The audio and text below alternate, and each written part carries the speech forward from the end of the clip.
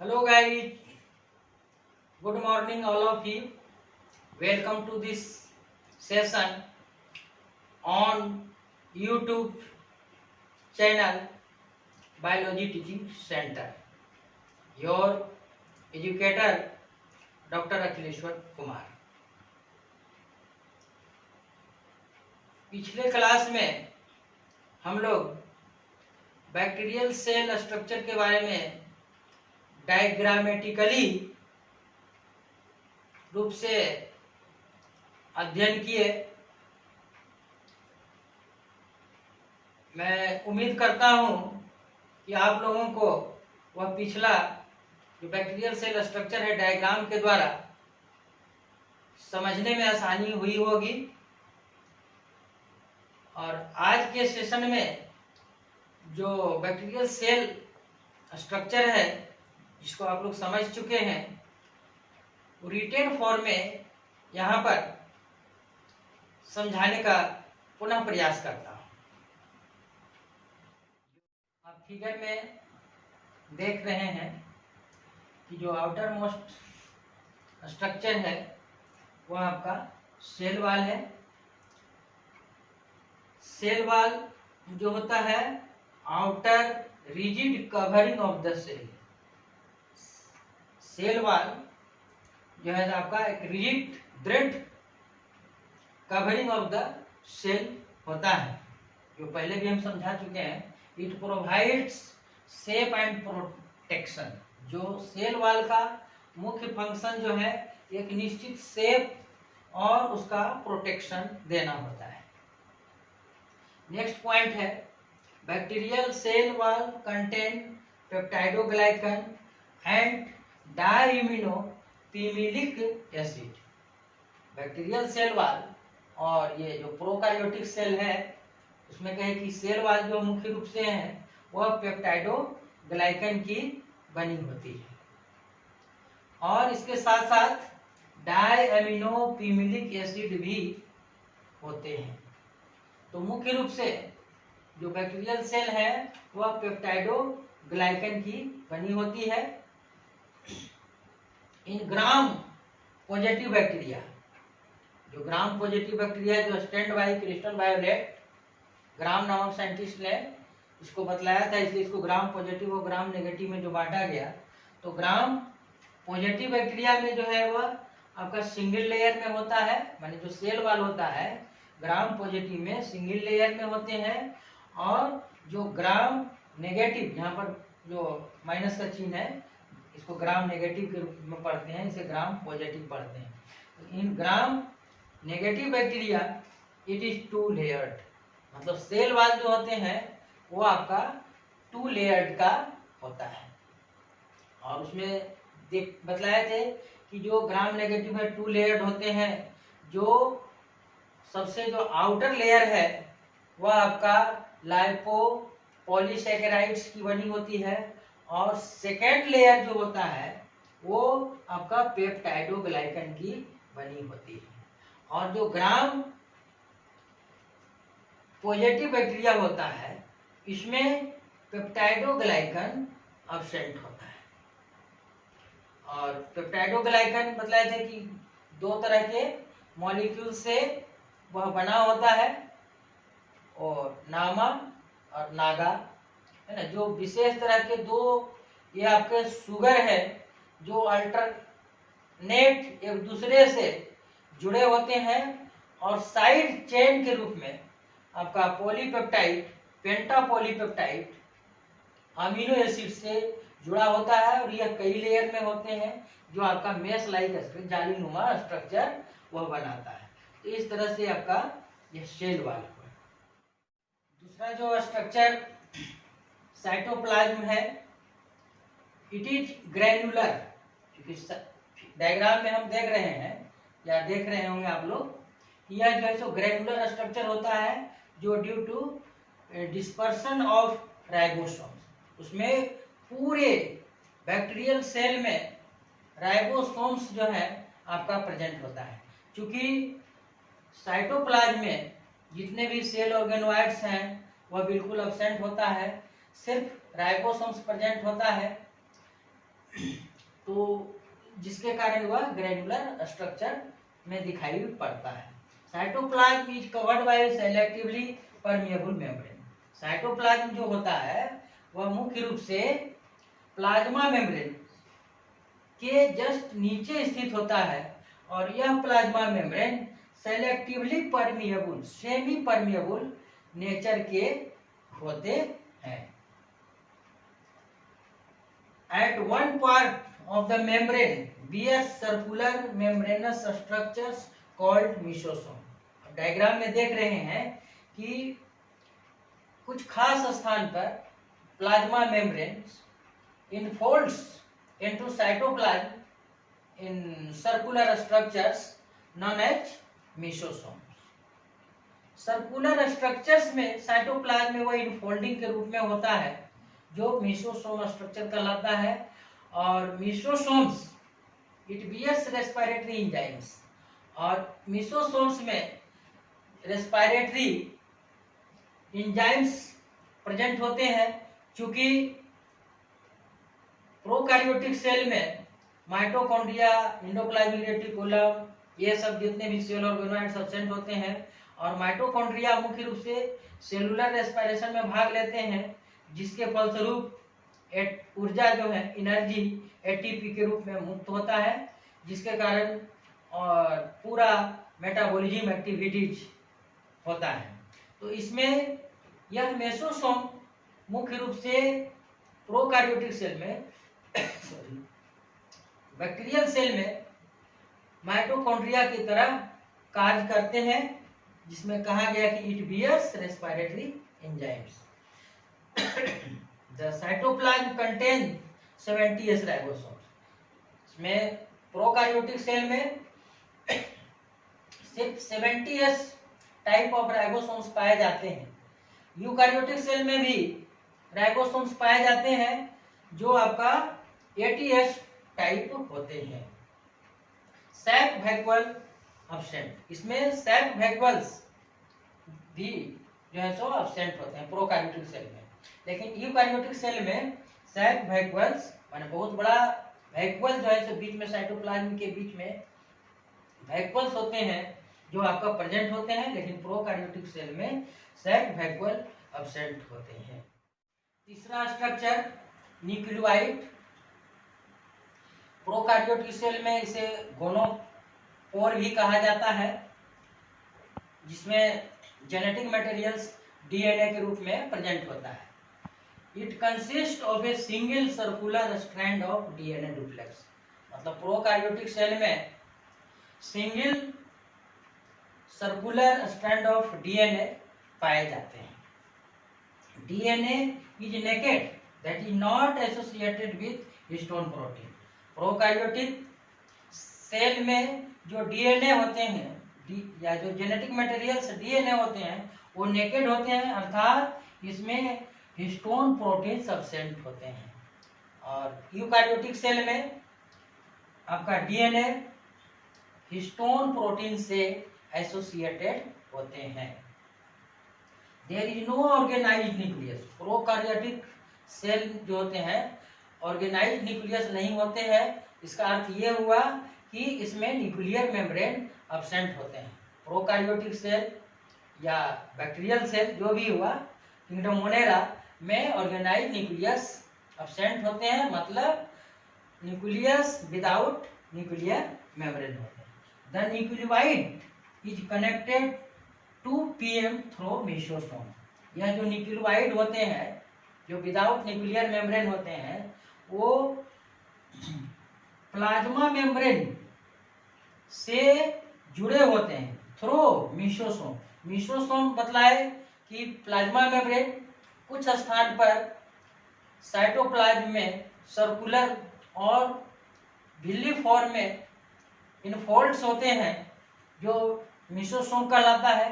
तो न्यूक्लियोइड जो है पीएम के प्लाज्मा मेम्ब्रेन से मेसोसोम के द्वारा वह जुड़ा होता है, और मेसोसोम में रेस्पिरेटरी एंजाइम्स प्रेजेंट होते हैं जो सेलुलर रेस्पिरेशन में वह भाग लेता है, जिसके फलस्वरूप एनर्जी के रूप में एटीपी एटीपी के रूप में एनर्जी रिलीज होता है। और यह मेसोसोम प्रोकार्योटिक में, यूकार्योटिक में जो माइटोकॉन्ड्रिया होता है as a same functions mesosome का होता है। तो इस तरह से जो प्रोकार्योटिक सेल में न्यूक्लियोइड है, मतलब इसमें जो डीएनए है वो single circular strand of DNA होता है। डीएनए नेकेड होता है, अर्थात not associated with histone proteins. अगला स्ट्रक्चर्स प्लाज्मिड्स होता है, जो डायग्राम में नहीं दिखाया गया था। कुछ बैक्टीरियल सेल में प्लाज्मिड्स पाए जाते हैं जो एक्स्ट्रा क्रोमोसोमल सेगमेंट्स होते हैं। जो न्यूक्लियोइड है उसमें जो डीएनए है उसके साइड में एक्स्ट्रा क्रोमोसोमल सेगमेंट होते हैं जो आपका प्लाज्मिड्स कहलाते हैं। They are additional rings of DNA. DNA का एक एडिशनल सेगमेंट्स होता है जो आपका प्लाज्मिड्स कहलाता है। और इस प्लाज्मिड्स पर भी बहुत तरह के जीन्स, क्योंकि डीएनए जो स्ट्रक्चर होते हैं क्रोमोसोम्स, उस पर जीन्स अरेंज होते हैं। किसी भी प्रोटीन्स के निर्माण के लिए जीन्स की आवश्यकता होती है, और एक जीन के लिए एक प्रोटीन्स के लिए एक जीन्स रेस्पॉन्सिबल होता है। तो इस प्लाज्मिड्स पर आपके जीन भी अरेंज्ड होते हैं। Plasmids which can get associated temporarily with nucleoid known as episomes।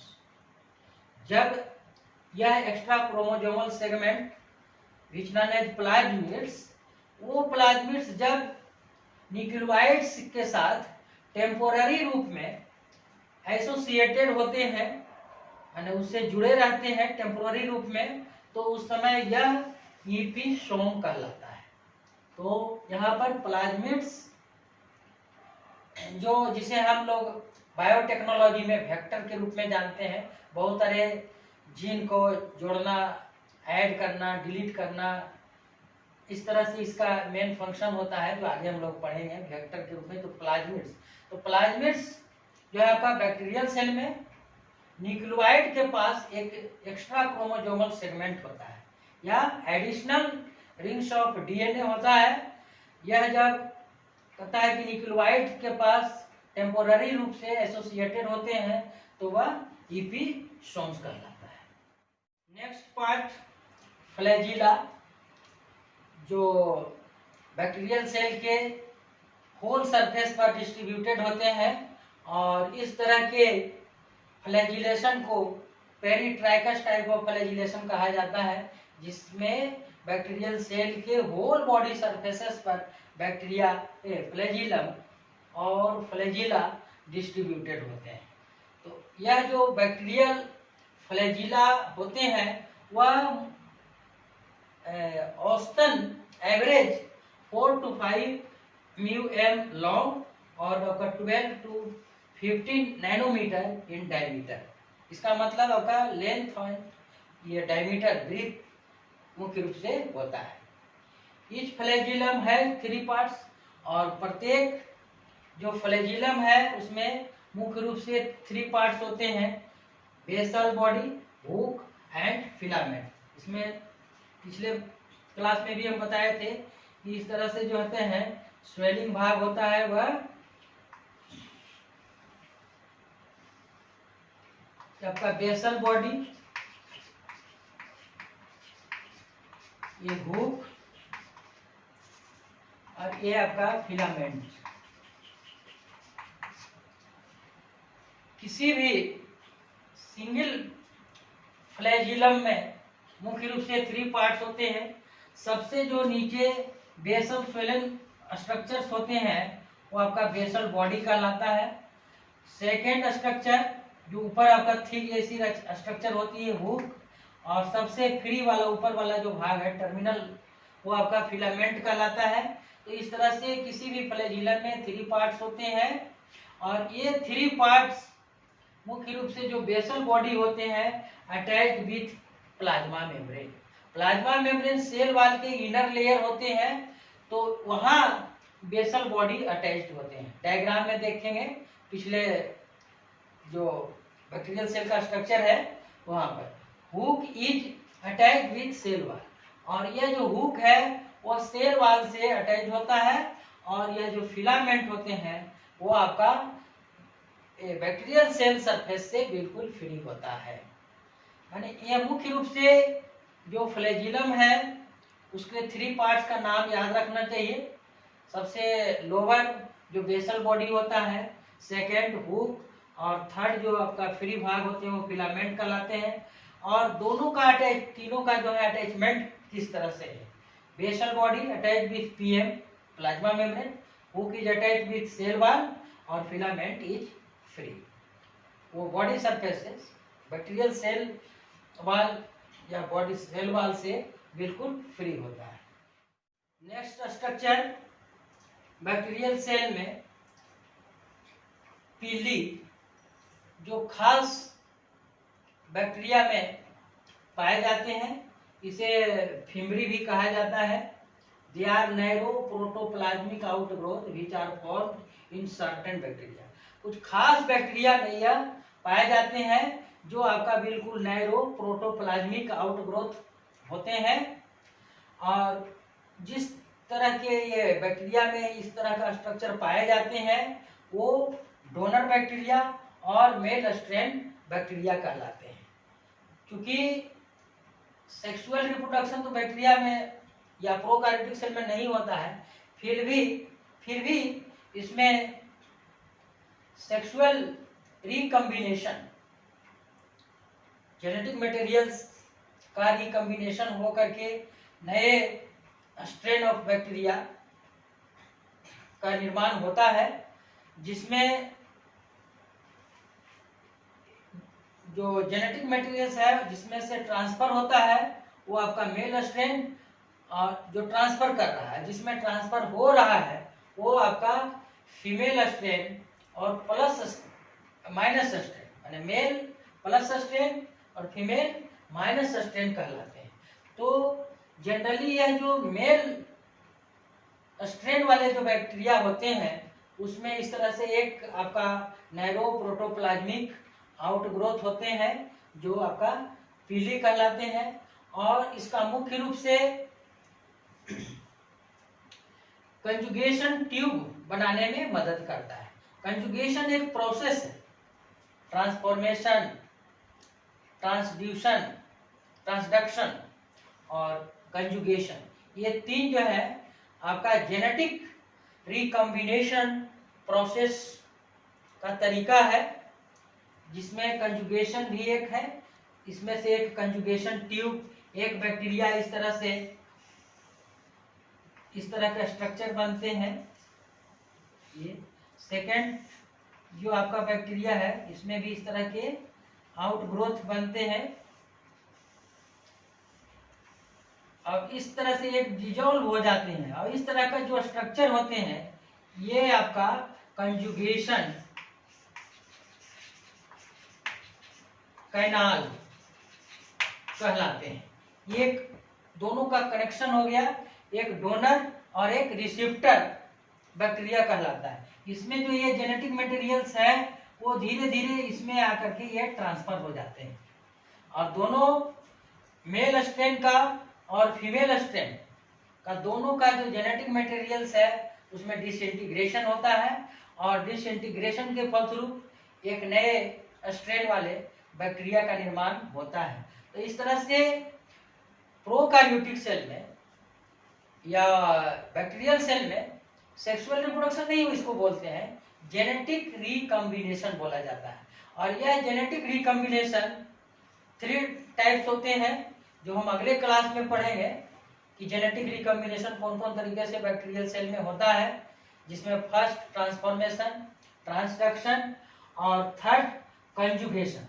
तो कंजुगेशन में जो है आपका मेनली रूप से पिल्ली जो है बनने में मदद करता है, जो कंजुगेशन कैनाल कहलाते हैं। जब 2 बैक्टीरिया मेल स्ट्रेन और फीमेल स्ट्रेन एक दूसरे से कांटेक्ट में आते हैं तो एक आउटग्रोथ यहाँ पर बनते हैं, जो आपका पिल्ली की मदद से ही हुआ होता है, पिल्ली के फॉर्मेशन से ही होता है, जो कंजुगेशन कैनाल कहलाता है। तो इस तरह से आपका बैक्टीरियल सेल का जो स्ट्रक्चर था हम लोग यहाँ पर देख चुके।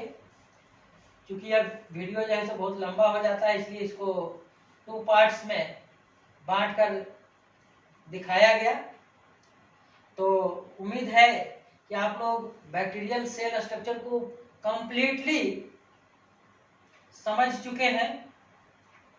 और अगर किसी तरह का प्रॉब्लम है तो अपने प्रॉब्लम को कमेंट बॉक्स में अवश्य लिखें, जिससे और भी आगे सुधारा जा सकता है। और अपना कुछ सजेशन भी कमेंट बॉक्स में अवश्य लिखेंगे। और अंत में आप सभी से हम ये रिक्वेस्ट करेंगे कि चैनल को सब्सक्राइब, वीडियो को लाइक एंड शेयर अवश्य करें। अगले क्लास में फिर हम ग्राम पॉजिटिव और ग्राम नेगेटिव जो बैक्टीरिया है, बैक्टीरिया का स्टैंडिंग कैसे होता है, ग्राम पॉजिटिव और ग्राम नेगेटिव बैक्टीरिया के बारे में मुख्य रूप से